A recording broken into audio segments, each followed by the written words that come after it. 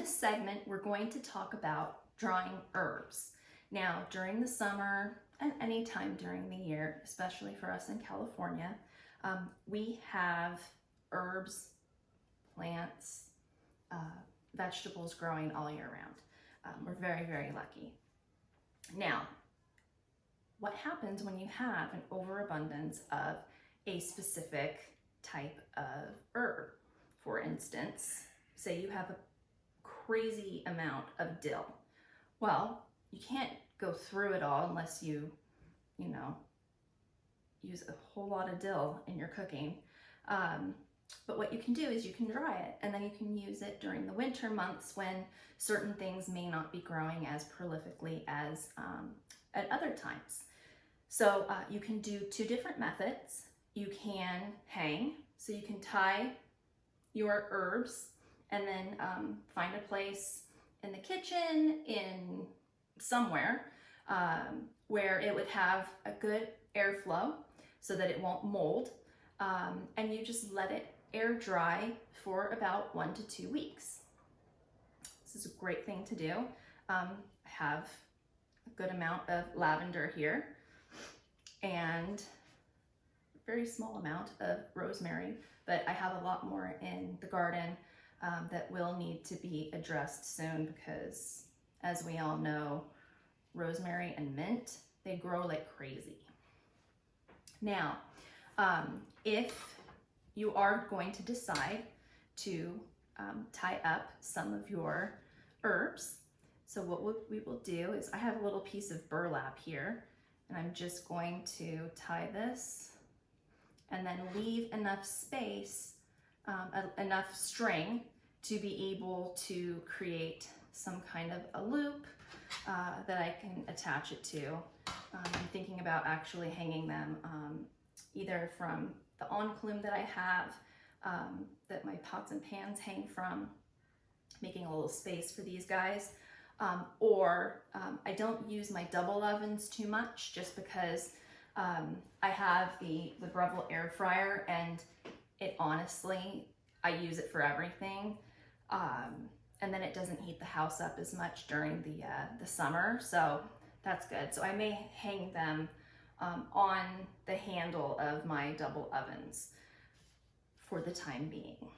So then I would do the same thing with the rosemary and tie a little bunch together. Put this over here.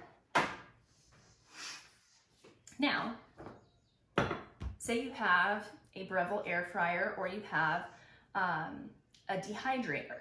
So there are machines that are usually about this big that you can dehydrate foods with. So I just happen to use my Breville oven to do this. When you're drying herbs, you're gonna wanna drop the temperature. You're gonna want it to be at 90 degrees Fahrenheit. When you're trying to cook, dehydrate apples and other types of fruits and some vegetables, you do want the temperature to be a little bit higher, maybe around 120. It just honestly depends on the item that you're trying to dehydrate. But with the herbs, 90 degrees is recommended. So what I've done is I have, ooh, they're flying. I have picked some of the mint from one of my plants outside, and we all know that mint is crazy when it comes to growing. It's like a weed. So here you want to try to get the herbs before they flower. So I don't know if you can see that there. It has the flower on it, but you know, it'll be okay. But that is the general rule of thumb.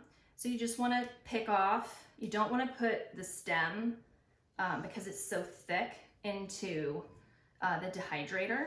So we're just going to kind of put this on here. You want to make it so that it's one even level.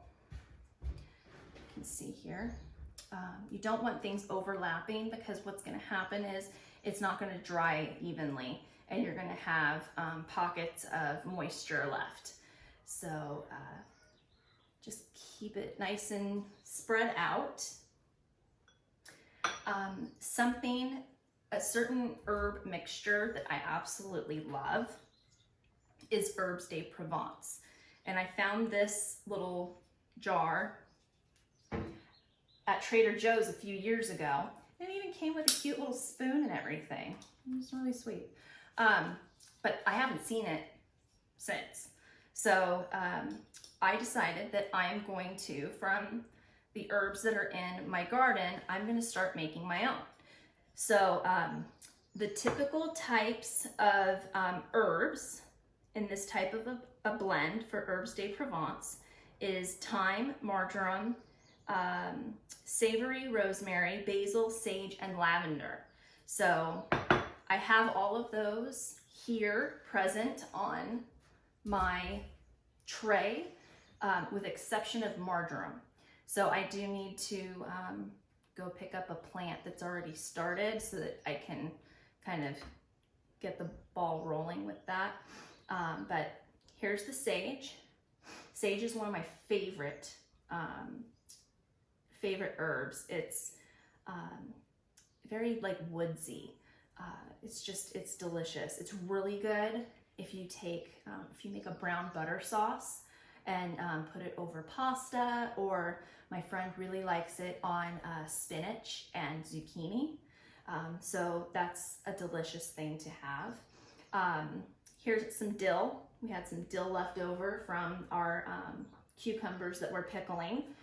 So we can put some of that on there. Now, if you have, since dill is so delicate, I keep it on the stem, and then I can take it off and then, chop it up, or put it into a coffee grinder once it's completely dry to either powder it, or I can leave it as the little leaves. So some Herbes de Provence is going to be made. It's good stuff. It's really good on chicken. You can use it in the pressure cooker. You can put some of the Herbes de Provence on some, say, chicken thighs with some chicken stock in there and some salt and pepper. And it makes a super amazing quick meal. So that's one of my favorite things to do. If you want to see that in a video, let me know. Comment down below. So we're going to pop these into the oven for 4 to 6 hours. So just kind of keep track of where it's at with how crispy they look. So 90 degrees Fahrenheit, 4 to 6 hours. I will come back in a little bit to show you the progress. Here is, just put them in. We're at 90 degrees. I had it going for 4 hours. So we'll see how they look after 4 hours. I'm gonna keep track of it so it's not gonna go off, but you can see they kind of move around a little bit. So what you need to do is, I have in the bottom here, ooh, don't look at that, I need to clean it. But I have this little toaster silicone mat that I put down below, so that if any of the herbs fall, I can just real easy pick them up and reutilize them. So pretty exciting. I'll let you know how they look in a little bit. Okay, so this is a follow-up to our herbs that we were drying in my Breville Air Smart Oven. So I had told you at 90 degrees that the dehydrator setting would dehydrate all these herbs that I had on these 2 trays within about 4 to 6 hours. Well, I think that each machine, meaning whether it's a Breville or the other like stackable ones, it's all going to depend on each machine. Now, with mine, the 90 degrees didn't work. After 4 hours, I literally, like, I've left these on the counter for the past day or so, just so that I could see if they would dry up. Now, my sage still has a little bit of moisture, so I'm gonna have to let this go a little bit longer. I could even throw it into the dehydrator and see if I can get it to do it, you know, try it at a higher temperature and see if it'll come together.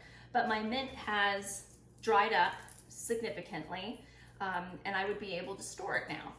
But I just wanted to follow up and tell you, make sure that you know how your machine works. Sometimes it's gonna be trial and error, and you're just gonna have to keep, you know, seeing how your machine works based on recipes that we find on the internet, based on what our friend has told us, etc. So next time when I try this, I am going to try, I have 2 little dogs and they're very funny. Hey, I'm shooting a video here. Can you be a little respectful? Thanks. Anyways, I am going to try a higher temperature. I have read that the temperature for dehydrating herbs can be anywhere from 95 to 115 degrees Fahrenheit, or you could try a higher temperature, but no higher than 125 degrees. Obviously, the higher the temperature, the shorter the amount of time that it's going to take to suck the air, the moisture out of those herbs. So you need to keep an eye on it.